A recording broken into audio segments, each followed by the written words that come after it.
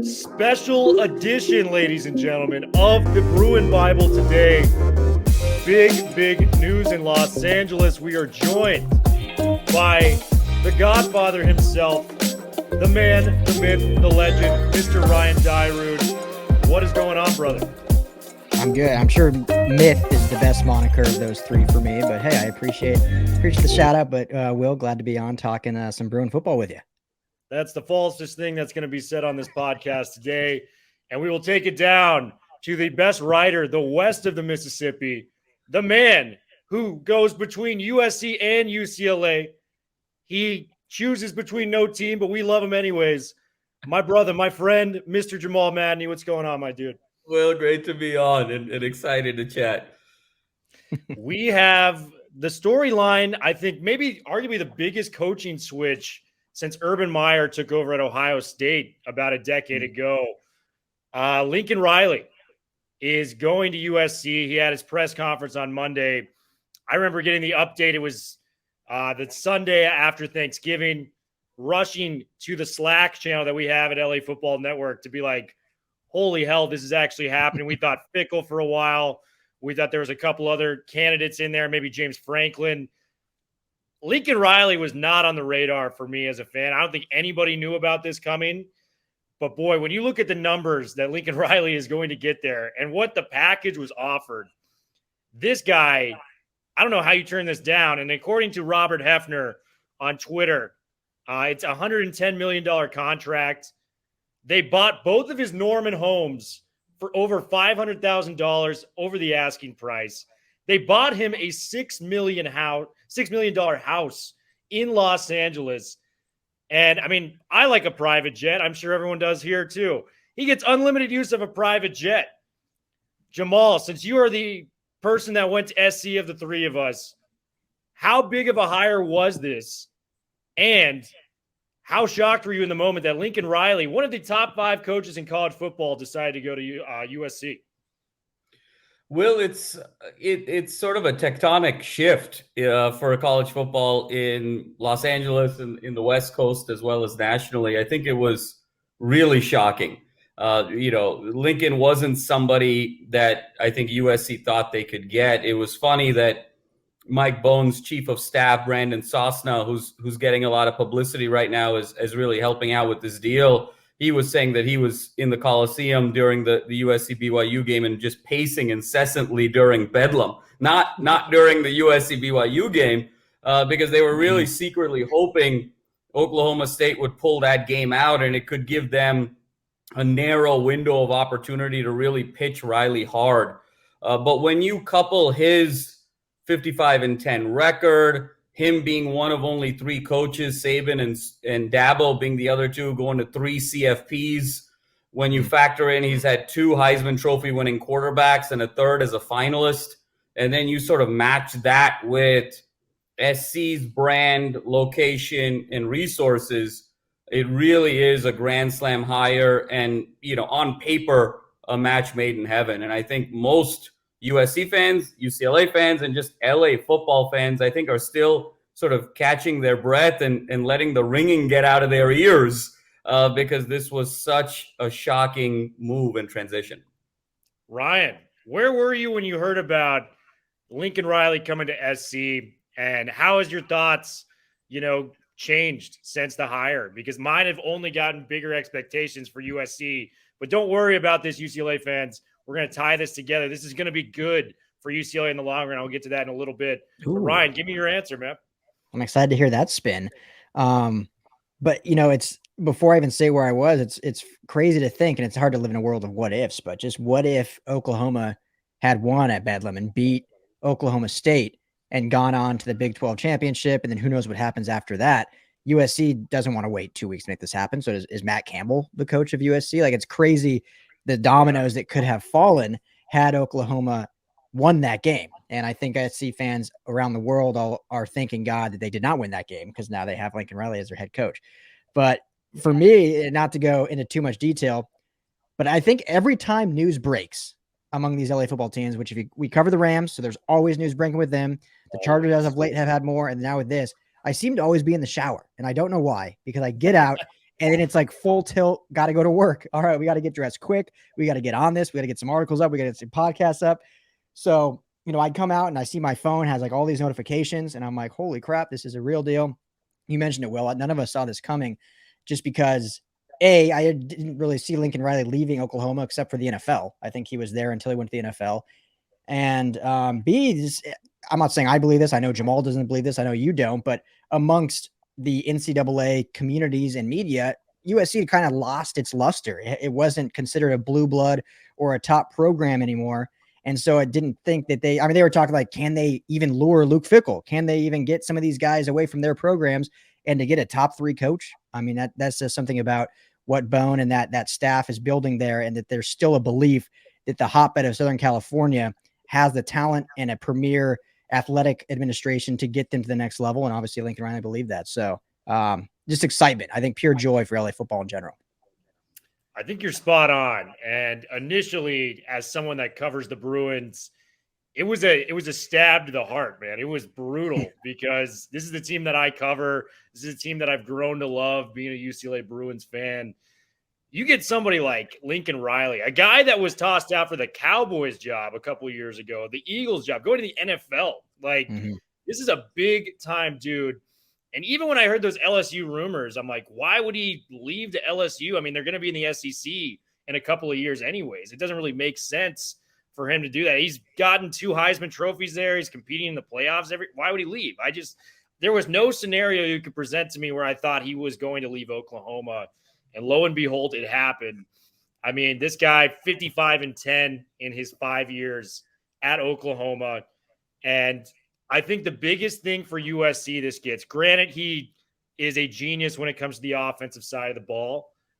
But the biggest thing was, you look back on those Pete Carroll teams, and what was the calling card for USC?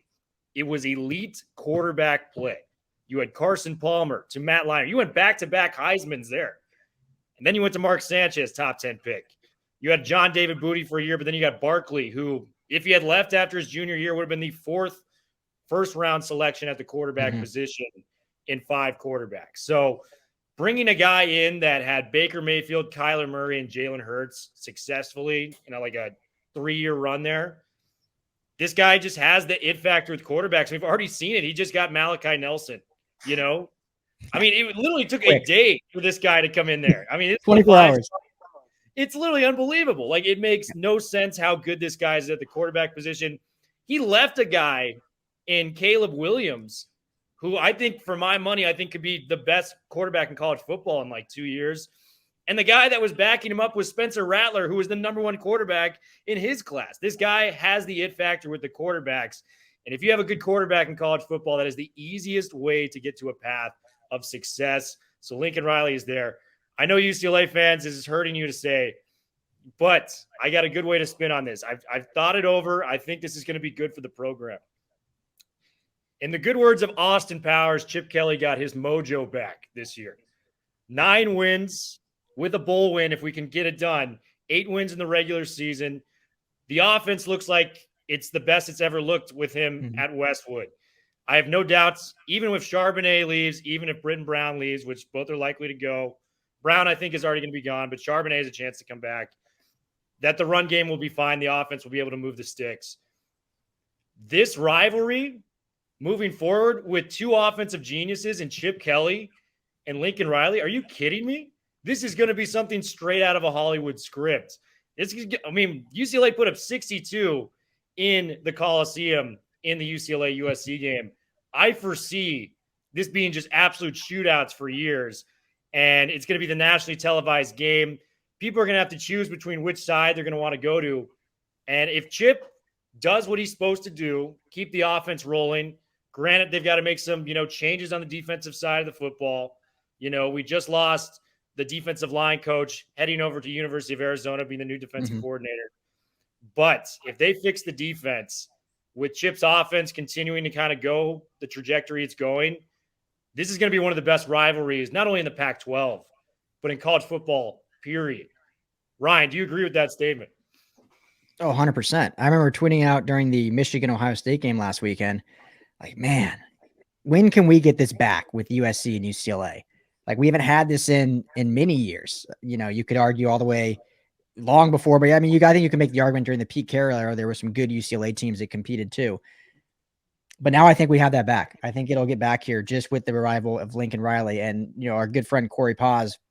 I haven't talked to him since the hire, but I've talked to him many times just about the rivalry in general. And he says, he's like, I want USC to be the second best team in the nation. UCLA being first, obviously, who's he wants.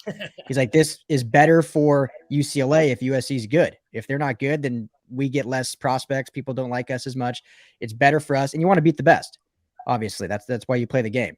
So I think this, you know, overall, it's hard football wise for UCLA because obviously the talent pool that USC is going to pull now, the recruits they're going to get. But I think it puts UCLA back in kind of the limelight because now they are the rival to USC, whereas before the rivalry almost dissipated nationally. So they can get that back. So their biggest thing is going to be, you know, taking care of that defense, like you said. And the one bummer, Will, if I can say anything pessimistic, and I usually try not to, but it is unfortunate now looking back at this last almost 2 decades and the opportunity UCLA had to really seize LA and the Pac-12 with USC being so down for those years, because that's now over. USC is no longer going to be down. It might take them a year to get back to where they were back in the early 2000s, but within a year they'll be contending for, you know, college football playoffs. So that's the one bummer is UCLA missed their window, but I think this is good. I think Chip Kelly's the man for the job. Fix that defense, keep the offense rolling, and, you know, come rivalry week, that Victory Bell matchup is going to be so much fun for these next 5, 10, whatever, however many years it's going to be. And before I get to Jamal, you know, we had some years where it looked like it was going to be there. You know, Jim Mora was a very good coach. Brett Hundley may have had one of the best freshman years as a quarterback in the history of the Pac-12. Like, you saw him that freshman year, like, oh, this guy's going to be a number one pick. Like, this guy's unbelievable. They had that very highly touted recruiting class with Josh Rosen, who at that time was the number one pro-style quarterback. Rosen definitely had some moments. You know, the Texas number one legend. Sorry, Will. Yeah. I think they had the number one recruiting class in the Pac-12 that year. Like, they were killing it in recruiting. We did. You know, Snoop Dogg's son was coming. There's a lot of big names in the fold. Rosen definitely had his moments. You know, it never was consistently what we thought it could be with him, unfortunately, but they never really took the hold of the city. But now, I think there's a chance that UCLA can get back into these top 25, especially what we saw with Chip this year.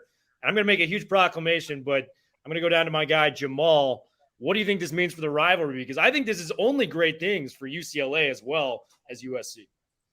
Yeah, Will, and you guys brought up so many great points of, you know, the window of opportunity for UCLA, what it means for USC recruiting and so forth. I'll add an additional spin. I think every sport needs a villain. And I think that there's sort of a natural villain role that SC plays. That's kind of SC's ethos a little bit on the West Coast. They embrace that. They embrace the swag. They embrace kind of the hate in much the same way those Miami teams did, in much the same way Ohio State does in the Midwest. And so for recruits, you either kind of want to go to, you know, the empire, or you want to slay the empire. And so I think having, you know, think of LeBron and the Heat and Durant and the Warriors and other sports and things. So I think having that North Star to sort of compare against and sort of counter-strike with is only going to be good for UCLA and for the Pac-12 in general. And furthermore, look, it opens up an additional slot also. Like, if SC is in a position with Riley to make the college football playoff, now that means that there's a second slot open for the Rose Bowl. And now the third slot is open for the Alamo Bowl. And so the pecking order automatically kind of goes up. Obviously, UCLA is looking to beat SC, and they certainly will do everything in their power to do that. But even if they can be highly competitive and say lose to SC in the rivalry game, it still opens up another echelon of bowl games and notoriety for them in the years that they can't beat SC. And so I think this is really great for the rivalry. I think the last great kind of quarterback duel of this rivalry was actually 88 when it was Troy Aikman against Rodney Peete. And the 80s were really the peak of this rivalry and in terms of when both teams were really good. And it just, there was so much energy in the city, and let's hope we get back to that. And I think we will. And I want to make a proclamation. I think this rivalry can go to another level. And I hope Ryan's good friend, Martin Jarman, is watching this right now, because Martin Jarman just followed Ryan the other day. It was a very cool moment. But Martin, you want to make this a rivalry? Go get Jimmy Lake as a defensive coordinator. Make it happen. We need a defense back there. And what has been the constant issue with this UCLA teams with Chip Kelly, the secondaries have stunk. They have been so bad. You get Jimmy Lake, who has constantly produced some of these guys to the NFLs, your Buda Bakers, your Byron Murphys, high round draft picks. Mm-hmm. You get that guy managing the defense with a Chip Kelly offense on the other side. There's no way you can tell me that team does not win 10 to 11 games each and every year and is competing with the likes of a USC when all is said and done. Go get Jimmy Lake. This rivalry will be awesome. And to continue off that, Will, I would implore if Coach Riley and USC doesn't retain Dante Williams there at SC, and I know there's like a sour stain on his name just because of how the season went, but he wasn't expecting to be the head coach of this team. I mean, that's a lot to take on from what his role was. But there's no denying anyone out there that follows college football, he's a top 3 recruiter in the nation. Yeah. We all know Chip Kelly doesn't like recruiting. He prefers a transfer protocol and coaching X's and O's. You're able to bring in Dante Williams, who can stay in the city of LA. LA is his backyard. He knows it well. Then you add a powerful recruiting tool to go up against what he did at SC. I mean, there was a recruiting class changed under the former regime because of Dante Williams. So if he's not kept, I would say if UCLA can get Jimmy Lake and Dante Williams, then they just made this a whole lot more interesting and a bigger shot to compete with USC. Oh, man. If you got both of those guys coming to Westwood, this is going to be like outside of maybe the Auburn, Alabama, and Ohio State, Michigan. This is going to be that to the West Coast if we can get those guys. I fully believe that. Jamal. And Ryan, the one thing I would add there is I think the biggest problem that UCLA had, in the 2000s wasn't that Pete Carroll went to USC and had an enormity of success. It was that they did not, to a certain degree, match the level of resources that USC was putting into the program. They were sort of nickel and diming salaries of coaches and coordinators. They sort of paid below market value for Neuheisel, paid below market value for Darrell, and that's when you saw the gap get wider. And so obviously no one is asking Martin to go spend 10, 11 million a year. But I think the opportunity to seriously upgrade at defensive coordinator, whether that is Jimmy Lake, whether that is Justin Wilcox, whether that is Gary Patterson, to upgrade on as the recruiting coordinator, whether that is Dante, whether that's Ed Orgeron. I think there's opportunities. I mean, can you imagine Orgeron with his thick Cajun voice, with the SC stories of Reggie Bush, that LSU championship ring, and some self-deprecating humor about sissy blue shirts? What recruit's going to say no to that? And so I think you have to sort of put in the resources where there is weakness with Chip and where there is weakness with this team. And that's on defense, that's with recruiting, being kind of recruit-facing. And then I think you have to get a little bit more data-driven as a football operation. I think that there's some inherent challenges with UCLA on the academic side, where the UC admissions requirements are just higher than NCAA. And I think you really need to look at what sports teams like the Dodgers and the Giants and the A's and the Rockets and the Warriors have done with data and sort of beef up a data analytics arm. And I think if you can make some tactical investments in those 3 areas, game on.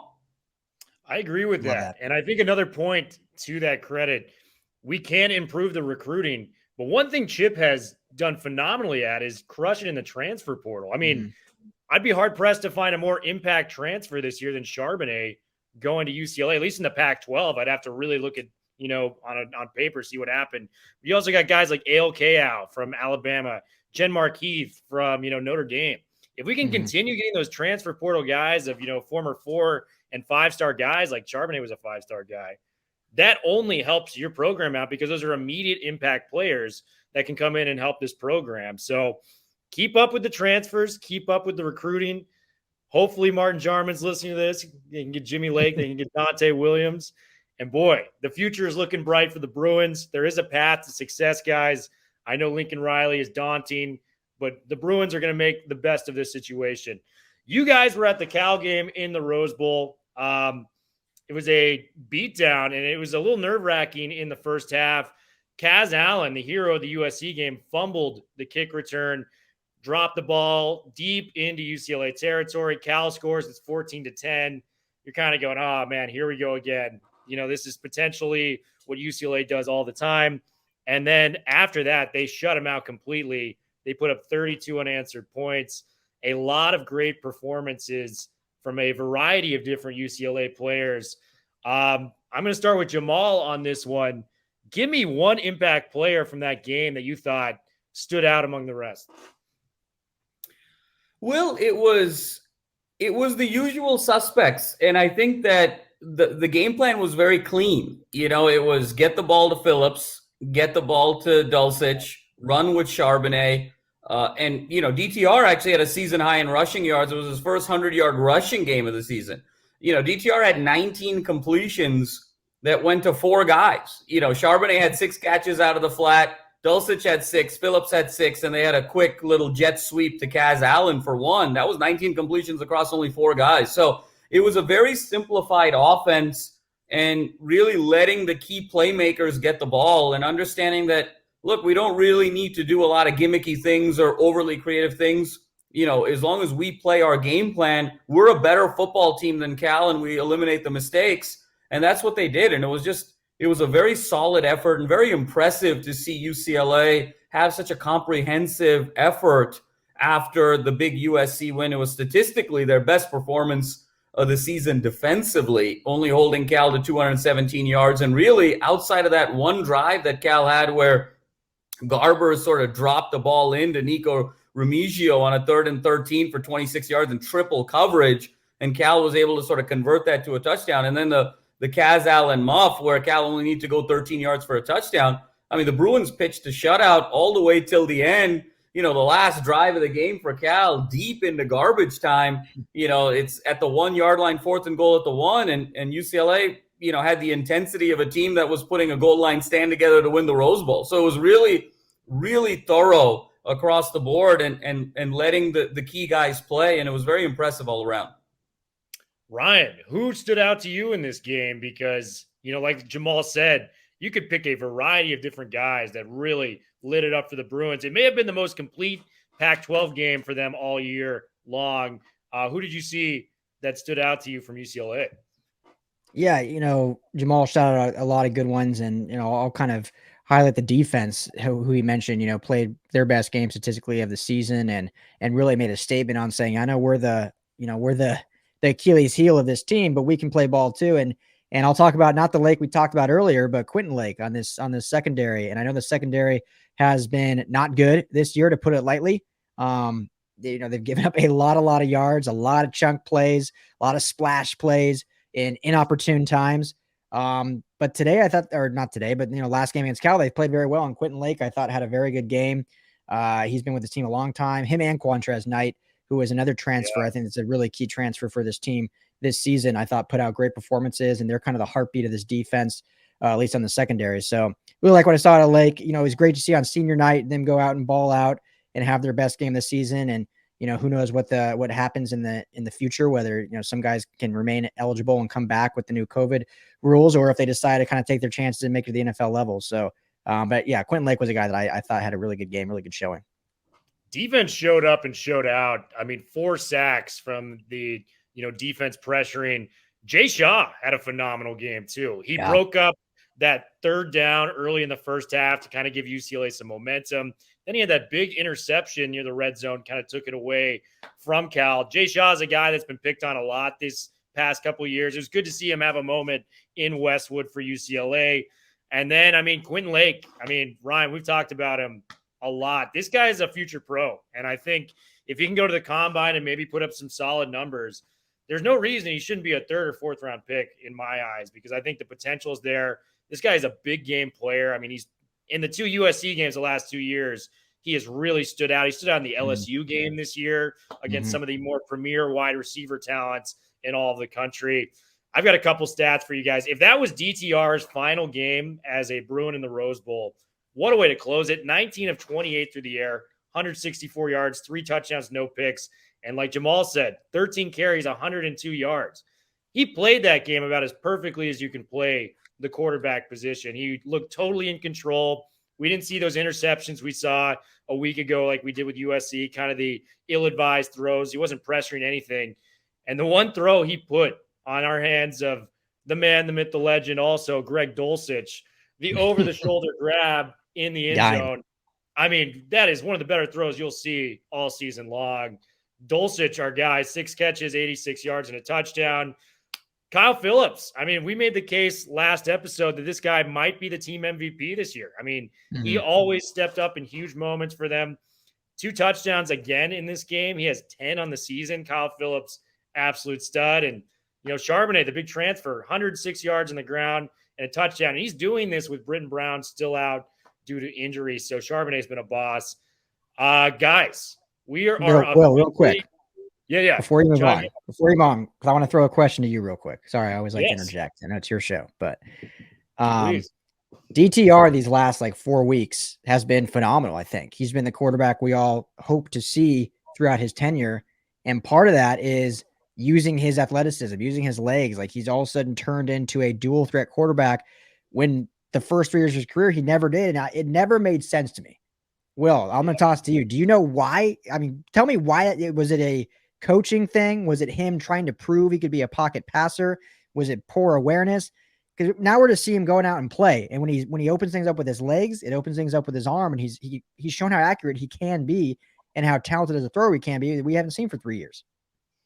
I think he finally realized that he is a quarterback. And I mean that in a sense where he's taken a step up this year in leadership. And after that Stanford game, and I know UCLA still had some moments where they, struggled or, had halves where they didn't play well. The University of Arizona and Colorado games are perfect examples of that.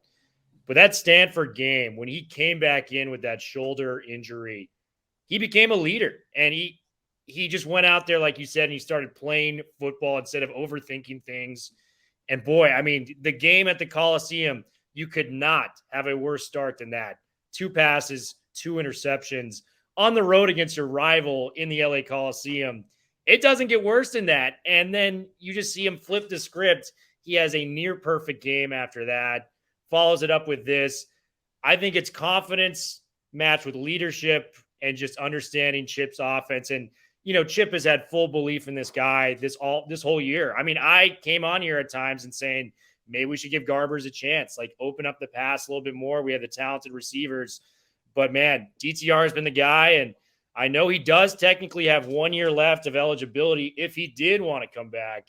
On a scale of 0 to 100%, I'm going to go to Jamal and then Ryan on this one.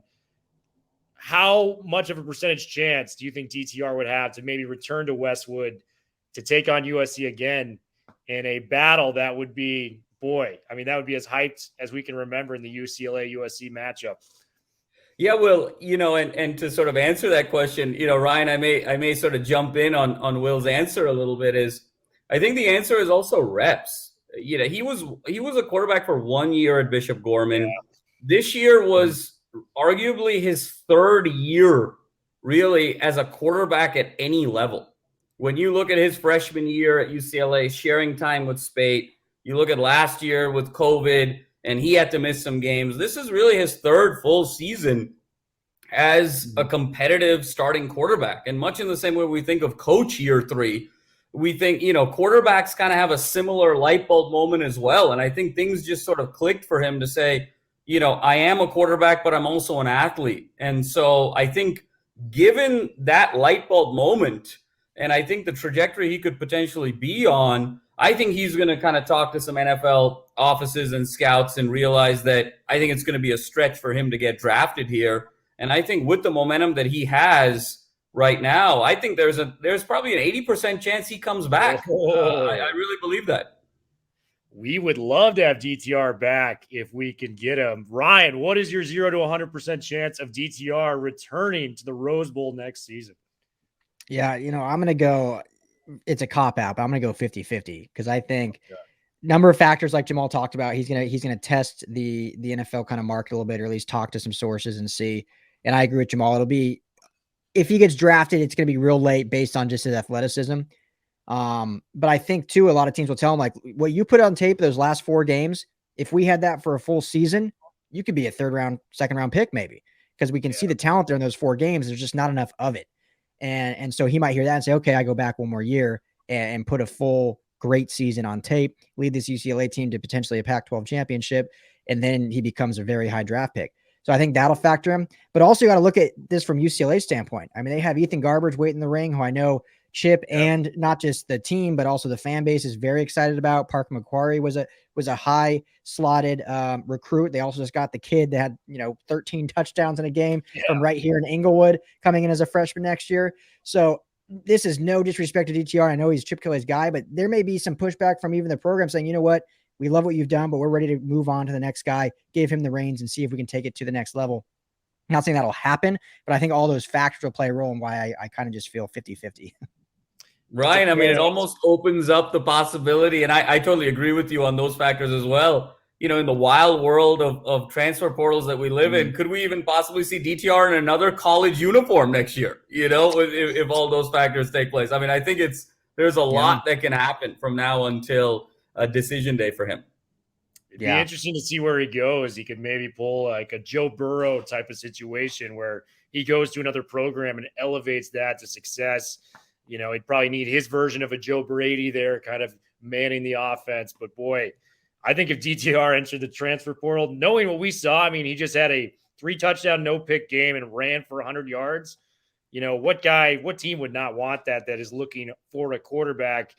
We're going to get to bowling in a second. I'm going to ask you guys which bowl game looks to be the most appealing to you guys. I saw a great article on Fansided, that is the UCLA Fansided version, with all the options that the major networks, the ESPNs, the Fox Sports, the Athletic are all talking about. But before we get to that, I want to get to MyBookie. Make sure to bet with MyBookie using promo code LAFB. Ryan, I think the Rams are going to get back on track this next weekend against the lowly Jaguars, who at one time, Urban Meyer was thought to be the USC coach. I think USC turned out pretty all right with that, unfortunately for us Bruin fans.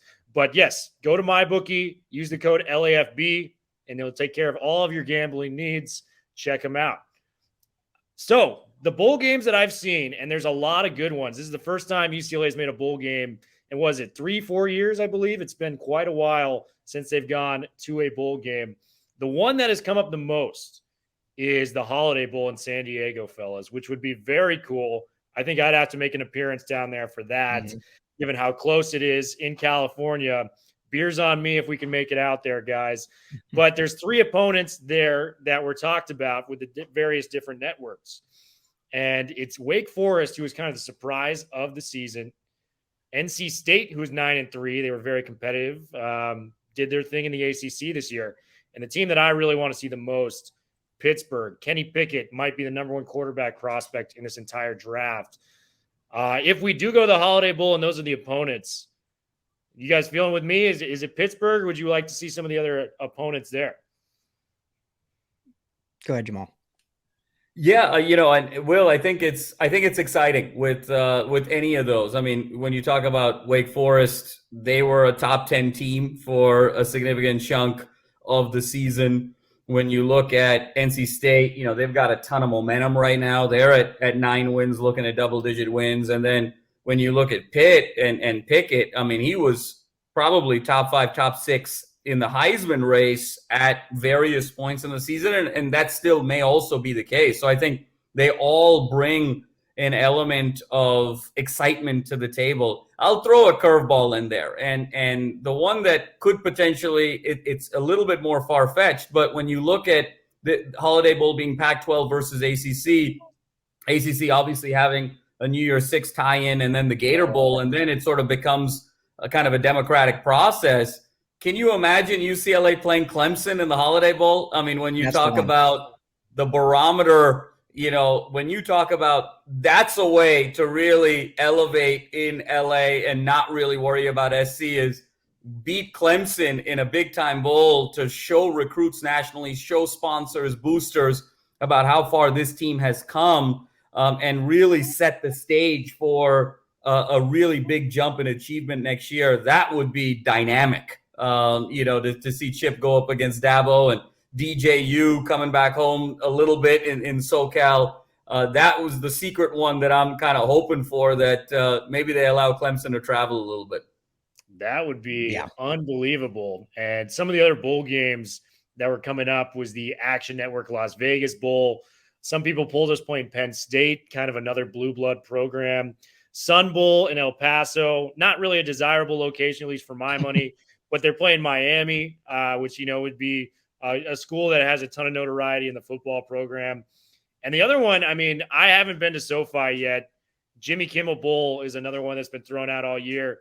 San Diego State's an 11-1 team, and I know they're not a high-level, program in a Power 5 conference, but 11-1 is 11-1, and San Diego State, I think it'd be fun just to kind of have two battles of, two Southern California teams going up against one another. If we can get Clemson, though, Ryan, we're going to that game. There's no doubt about it. Am I right? Yeah, well, I think the plan would be for us to go to the Holiday Bowl regardless if they get in there. And because that'd just be a blast, and we'd have a lot of fun covering this team. But of the three you mentioned, of those three, I think Pitt would be my top choice just with the quarterback. And then also good buddy of mine, Scott Kaplan, is a former kicker from Pitt, lives in San Diego. So he'd probably hook us up a little bit if we're able to go down there. First time this game is going to be played at Petco Park, right in the Gaslamp district. So it'd be a good time. But Clemson's the one, guys. That's the one we all want if it's the Holiday Bowl. Absolutely. Jamal made all the points. I don't need to reiterate them, but that would be, even if it's a close loss, having 4 straight wins, playing competitively against a Dabo Swinney Clemson team really shows not just the recruiting class, but shows the nation and Los Angeles that, okay, this team is for real and they're building something great and they're not just getting blown out in a bowl game. And then you mentioned the Vegas Bowl and I think any Penn State, Michigan State, any of those really good Big Ten teams, I think would be awesome. For me, I don't see the LA Bowl, Jimmy Kimmel Bowl likely because I think they take the 6th team from the Pac-12, but obviously it could happen. But that would be my absolute least favorite because to me, that's kind of a lose-lose. San Diego State's great. They're a top-ranked team. They're 11-1, but you win that game. It's like, okay, well, they beat us twice in the regular season the last 2 years. Finally, we get a win back. You lose that game.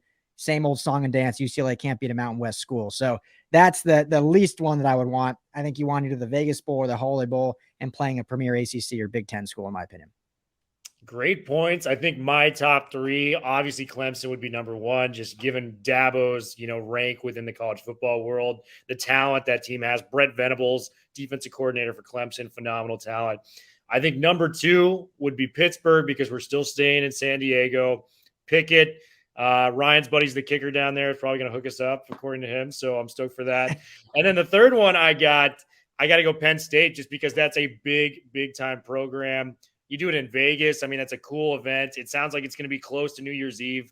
New Year's Eve in Vegas. That's pretty special stuff there too. Nice and cheap out there. Yeah. It's going to be pricey, but we got to go see our Bruins one way or another. I'll probably be making the trek out there if I can. Fellas, anything more to tie up on? I know this was a very eventful episode. Anything we got left to say?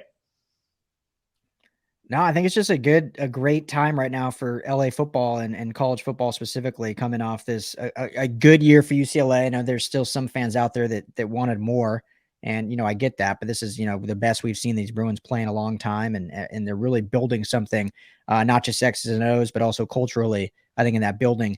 And then with the Lincoln Riley hire, and it becomes an arm race here in LA, which just makes it so much fun for especially us that cover these teams. And that's why I'm repping the Fountain Valley hat today. Cause you got, it's recruiting season, baby. We're getting into recruiting season. National Recruiting Day is not far away. Let's see how many great recruits come to these great LA schools. So I'm just excited. I'm pumped to be involved in all of it. Pumped is right. Me too, Will. I think that there's a lot to be excited about as a UCLA Bruin fan. I think the bowl game is going to be a great showcase for how far this team potentially comes. If they can win that game, you look at the first 3 non-conference games of 2022, extremely winnable. You're looking at potentially 7 consecutive victories going into conference play next year with all of that momentum.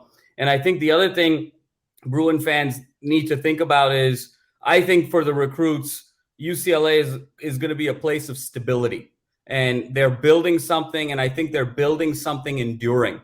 And I think with Chip and the right defensive coordinator, the right recruiting organization, I think they're going to build something that's lasting. And while folks are a little bit worried about Lincoln Riley. I personally don't see Riley at USC very long. I think that ultimately he will go to the NFL, and inevitably when Mike McCarthy blows up in smoke in Dallas, that's Riley's dream job, and that's Riley's dream destination. And whether that happens in 2 years, 3 years, 4 years, I think it's going to happen. And so there could be some really high peaks and some really low valleys with USC football, but I think if UCLA can build something that's enduring and lasting, ultimately that has its own cachet, its own appeal, and its own horsepower in Los Angeles football. Well, Jamal, I know we speak for the entire Bruins nation. We hope you're right. We hope Lincoln Riley leaves as soon as possible.